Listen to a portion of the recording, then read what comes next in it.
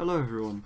In this first of a series video I'm going to be reading from and talking about the Nibelungenlied.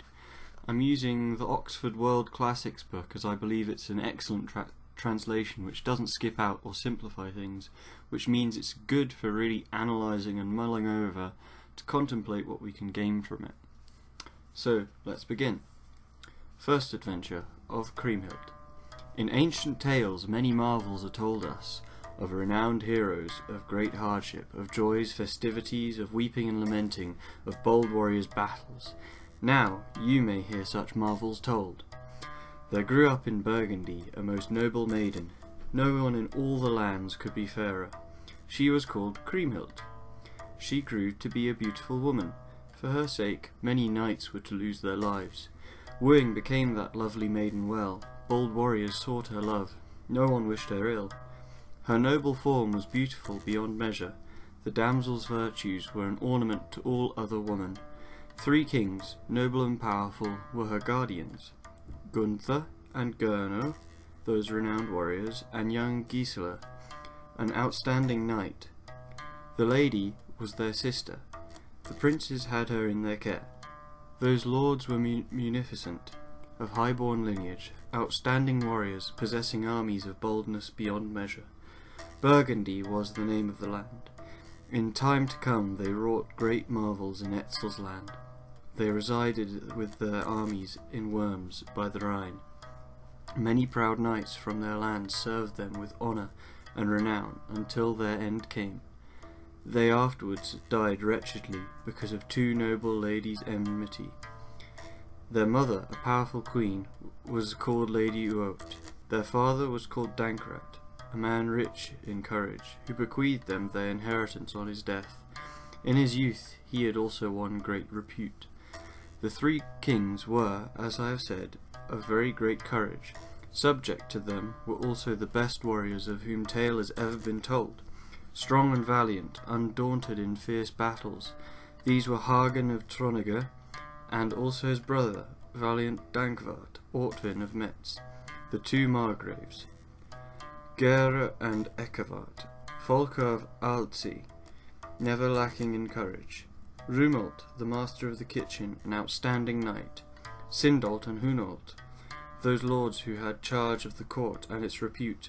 They were vassals of the 3 kings. They had many other warriors whose names I cannot tell. Dankwart was marshal, and his kinsman, Ortwin of Metz, was the king's steward. Sindolt, an outstanding knight, was cupbearer.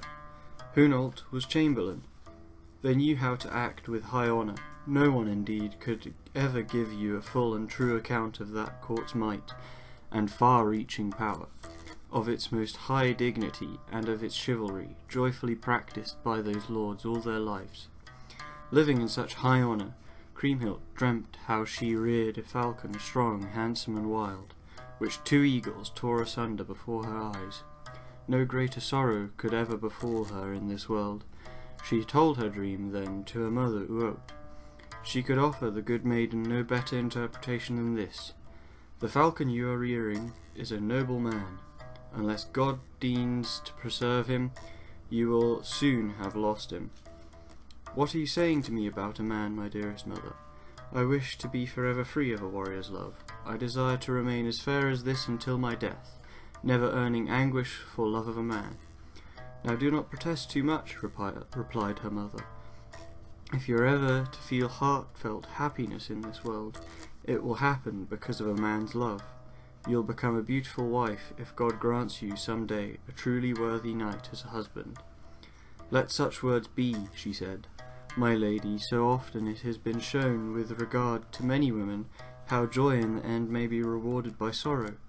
I must avoid them both, and then no ill fate can ever befall me. Kriemhilt, in her own mind, renounced love entirely. After that, the most virtuous maiden lived for many a happy day, not knowing anyone who wished to woo her. Yet there came a time when she became, in all honour, wife to a most valiant warrior.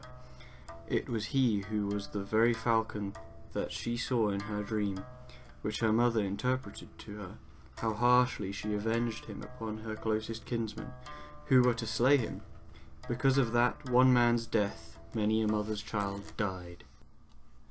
So, that was the first story within the Nibelungenlied, or called the first adventure, and in it really sets the scene and it introduces some of the key characters, the main one there being Kriemhilt, who's a really wonderful character in these stories because she's presented not only as beautiful beyond measure but also as having virtues that are an ornament to all women.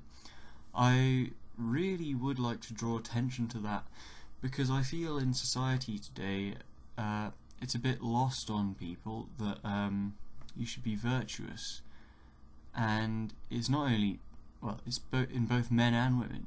I definitely feel as though it has become much less value for a person to be virtuous in recent times, as we value people by what they wear and how they make themselves look. Of course, not dismissing beauty and wealth, and certainly not trying to say they're bad things. However, society these days tells you that no matter what you're like, somebody will love you for being you, which is a lie. And even though the value of being virtuous is being lost in today's society, the most successful and happy people that you'll see are people who adopt virtues and reject vice. But I know so far I haven't specified what virtues Kriemhilt actually has or had, but neither does the book really. But through her actions later in the story you'll see exactly why she's so great, and certainly in the 1966-1967 movie, which is in German, it gives you a very good representation because she's very polite and kind and holds herself well and keeps herself clean and presentable. And even though there's not really much to say about her at this point, there doesn't have to be, since there's nothing bad at all, and she just appears innocent and a sweet young lady, both faithful and fair, as well as her being from this highborn family basically, and having all of these noble relatives as well, which is of course not of value in today's society, but certainly then it was a large asset. If you don't like the idea of Kriemhilt and the character that she is, because she's maybe too much of a girly girl and maybe a bit boring because of it, that's fair enough, but there is another female protagonist in this story who is Brunhilde, and she is this, I believe in some stories she's made out to be a 500-year-old Icelandic queen or something, and in the movie she gets her butt, or no, she kicks King Gunther's butt, which is Kriemhild's brother, and she's a really strong figure, but she hasn't been introduced to the story yet, so we'll leave her for another time. So basically this story is based on people living from roughly 400 AD to 600 AD, including Brunhilde and Kriemhilt and Gunther. These were all, as far as we know, real people who maybe lived a bit further apart, or maybe had a bit of a looser relation than they really did. And even some of the vassals and stewards at the court were relatives of King Gunther, or at least by other accounts they were, or by other versions of the story.